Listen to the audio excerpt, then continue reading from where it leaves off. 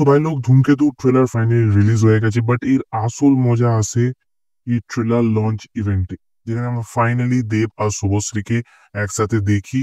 তারা একে অপরের সাথে কথা বলে, and সেটা দেখে একটা আলাদাই ভাই ভালো লাগে।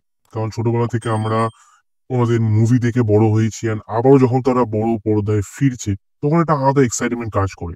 And যে ধরনের পাবলিক রেসপন্স আমরা দেখতে পাচ্ছি, মানে ফিউচারে যদি এর পর ধূমকেতুর পর যদি আরো কোনো একটা প্রজেক্ট ওনারা একসাথে আসে, ডেফিনেটলি স্যার একটা ব্যাপক ইনকাম করবে।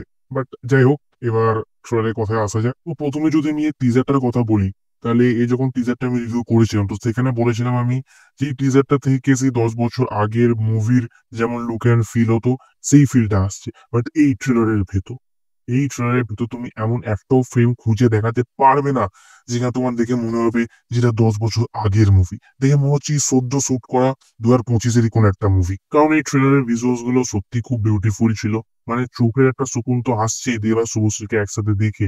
আর তার পাশাপাশি যে ধরনের বিউটিফুল লোকেশন ছিল, যে ধরনের সিনেমাটোগ্রাফি ছিল, সেগুলো কিন্তু এই ট্রেলারের সৌন্দর্যটাকে আরো বাড়িয়ে দিচ্ছে। আর তার পাশাপাশি এই ট্রেলারটা নিজের মুভির স্টোরি একটু হলেও রিভিল করে, একটু হিন্ট দেয় যে কেমন গল্পটা হতে চলেছে।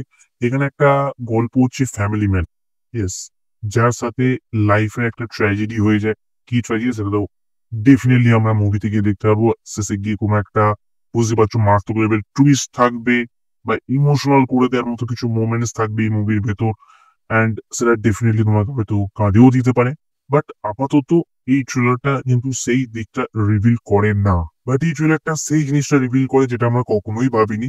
মানে যেমন টিজারটা এসেছিল, ওই দেবদার যে ওল্ড লুকটা ছিল, আমরা ভেবেছিলাম দেবদা এই মুভির ভেতর বুড়ো হয়ে যাবে।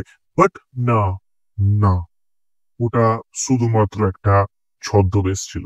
ইয়েস, এন্ড তার পিছনে কি রিজন সেটা তোমরা মুভি দেখলেই জানতে পারো। বাট ওটা একটা ছদ্মবেশ ছিল। বাট এই ছদ্মবেশটা দেখে কিন্তু কেউ বলতে পারে না যে ওটা দেবদা ছিল। Yes, এতটা মারাত্মক মেকআপ ছিল সেই লুকের ভেতর। এন্ড আমার কোথাও না কোথাও ফিল হচ্ছে যে দেবদার এখানে কোনো একটা খতরনাক লেভেলে পাস্ট রিভিল করা হবে এই মুভির ভেতর। ট্রেলার দেখে সেইটুকু আমরা হিন্ট পাচ্ছি। এন্ড দেবদা এখানে একটা আর্মি অফিসার, যিনি বিয়ে করেছেন এখানে শুভশ্রীকে। এন্ড তারপর হয়তো কিছু একটা লাইফে ট্র্যাজেডি ঘটে যায়, যে কারণে দেবদাকে, বুঝতে পারছো, আপনার ছদ্মবেশ নিতে হয়। নিয়ে কোনো একটা রিভেঞ্জের হয়তো স্টোরিও তার ভেতর থাকতেই পারে।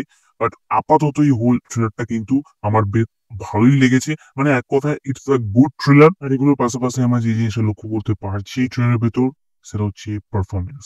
এক সে বড়কর এক পারফরমেন্স হতে চলেছে এই মুভির ভেতর। কারণ সেটা তুমি দেবদার কথা নিয়ে নাও, শুভশ্রীর কথা নিয়ে নাও, বা রুদ্রনের কথা নিয়ে নাও, বা পরমব্রতর কথা নিয়ে নাও, বা হোল স্টার কাস্টের পারফরমেন্স নিয়ে নেওয়ার পর যারা এই ট্রেলারের ভেতর ছিল, তারা কিন্তু সবাই নিজের জায়গায় নিজের বেস্টটা দিয়েছে। আপাতত ট্রেলার দেখে তো আমরা সেটাই বুঝতে পারছি। যে কারণে এই মুভির ভেতর পারফরমেন্স সবার কিন্তু পুরোপুরি হাই লেভেলের হতে চলেছে। তো ওভারঅল এই ধূমকেতু ট্রেলারটা আমার এক কথায় বেশ ভালো লেগেছে। অ্যান্ড দেব শুভশ্রীকে দেখার একটা আলাদা এক্সাইটমেন্ট আছে আমাদের ভেতর। অ্যান্ড ডেফিনেটলি 14ই আগস্ট এই মুভি যখন রিলিজ হবে, ওয়ার 2 প্লাস পুলিশের সাথে ক্লাস করার পরও আমার মনে হচ্ছে এই মুভিটা কিন্তু নিজের জায়গায় একটা আচ্ছা খাসা ইনকাম করবে। বাকি তোমার কি মতামত এই ব্যাপারে তুমি অফকোর্স কমেন্টে জানাতে পারো। এন্ড তোমার কেমন লাগলো ধূমকেতু ট্রেলারটা, তুমি সেটা অফকোর্স কমেন্ট করে জানাতে পারো। বাকি আমি কথা বলেছি পুরী ট্রেলার নিয়েও, তো চাও গিয়ে আমার সেই ভিডিওটাকে চেক আউট করতে পারো। তোমার সাথে দেখা হবে ঠিক সেই ভিডিওতে। So by.